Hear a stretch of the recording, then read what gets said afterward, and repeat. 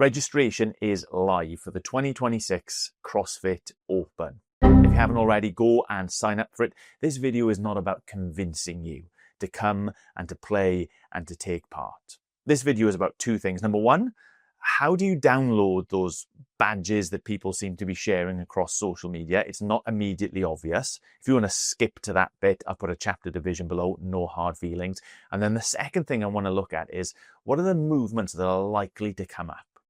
What are the things that we've done, and why my list might look a little bit different to other lists you'll have seen online. Well, I've seen lots of charts and graphics telling us the movements that have come up in the past Opens, their frequency and so on. But there's a flaw, I think, to all of the lists so far that I've seen online.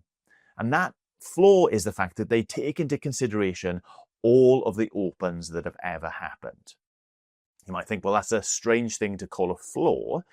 But one of the things that we all know, some people have actually said out loud, is that the CrossFit Open changed in 2021. Up until 2021, the CrossFit Open was a 5-week competition, and it was sorting people, getting them ready to go off to the CrossFit Games. Sorting them to go off to the CrossFit Games, to be tested, to find out who is the fittest on earth. In 2021, that changed. In 2021, the Open became a 3-week test that was probably more about mass participation than anything else. Yes, it was still part of the game season, but it was more about being accessible and really being that annual fitness checkup for the whole population rather than the select few.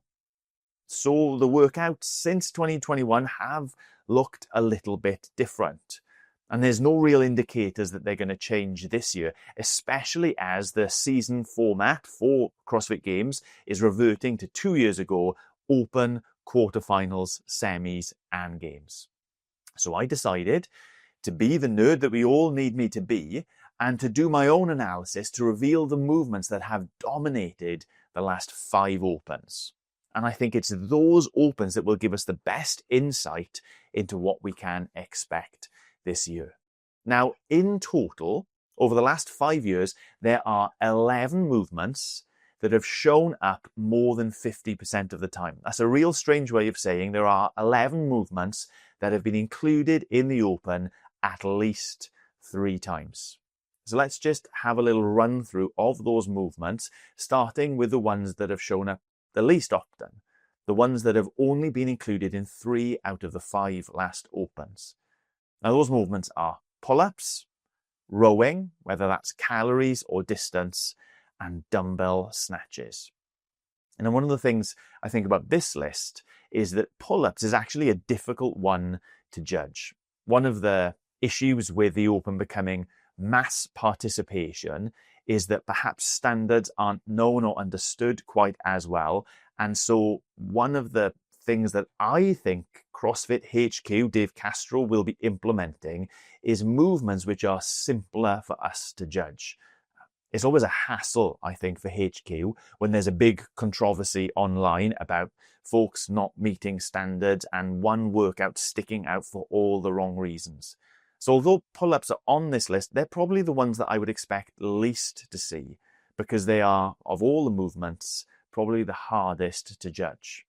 Rowing and dumbbell snatches, on the other hand, are things that we're used to, probably in class life, in training life. And if there's going to be calories on a machine or distance on a machine, we can almost certainly say that it will be the rower. And if there's going to be a dumbbell involved, kind of going with a pattern of alternating back and forth between dumbbell snatches and dumbbell clean and jerks, it's quite likely that the dumbbell snatch will be back this year.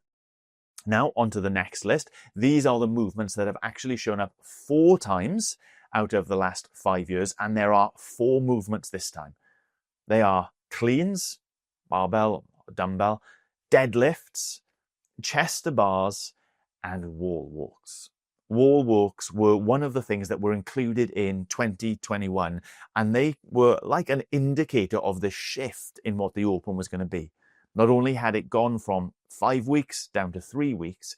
But all of a sudden there was this movement that many people considered a scale for handstand walking being thrown into the open. Now, forget again about the fact that for most people, a volume of wall walks is just as hard as handstand walking. This is one of the things that has been included so often, and included in that sense of testing an element of our fitness without there needing to be a high level of skill involved. Cleans, deadlifts, and chest to bars, they're just other movements that are easily repeatable. They're movements that are quite easy to judge. They can be included in our workouts in lots of different ways. So I wouldn't be surprised if any, if not all of these movements were included in the 2026 Open.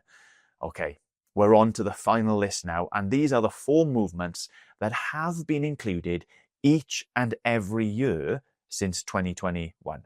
Since the Open changed, since it became that 3-week test, since it became that mass participation, easily accessible kind of Open that it is today, these are the 4 things that we have done every single time, and they are double unders, burpees of some description, thrusters, and muscle ups, mainly on the bar, but they have been included on the rings. And I know what you're thinking, looking at those, these are not necessarily low skill movements. Double unders, for a lot of people, are the bane of their lives. Muscle ups, for a lot of people, are the things that dreams are made of. And yet, here we have it. These 4 things have been included every single year. What can we say about them and their likelihood of turning up then? Well, the first thing to say is the muscle ups have tended to come at the end of workouts so that people's relative fitness could still be extracted or tested, and the muscle up becoming a differentiator between lots of different groups of people.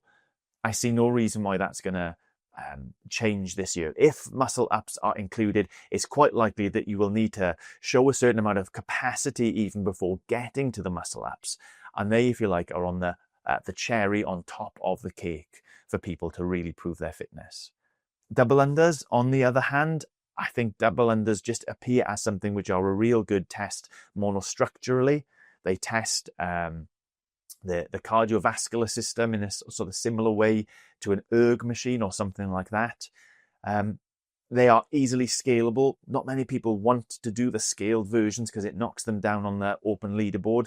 But if you genuinely can't do double unders, you can always do the workout with single unders instead. I think there's a great chance, a real high probability that these aren't just going to be 5 out of 5 movements, that these are going to end up being 6 out of 6 movements. Double unders, burpees, thrusters, and muscle ups.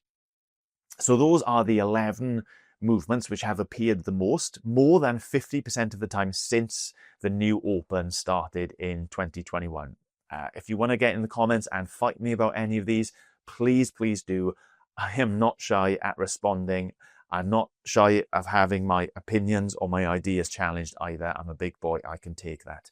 Now then, the thing which I put in the title, so I'm expecting may have drawn a few people into this, is how is it that we get those badges that people have been sharing on social media that say how OG each one of us are? It's not immediately obvious how it is that you download the special badge for you without resorting to maybe screenshotting other people's social media and then cropping and trying to post that.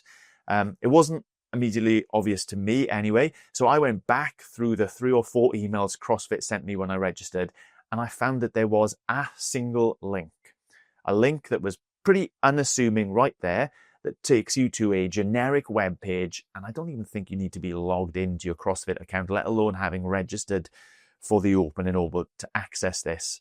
And it gives you all of the badges for all of the years. So you head over to this link, which I have included in the description, which you should have had in one of your emails, and you click on it and you can choose whichever badge is appropriate for you, and then you upload it to your social media, tag CrossFit Games, tag Sammy Davis CF if you want, and say, I used your video to help me download the badge, whatever it is that you want to do.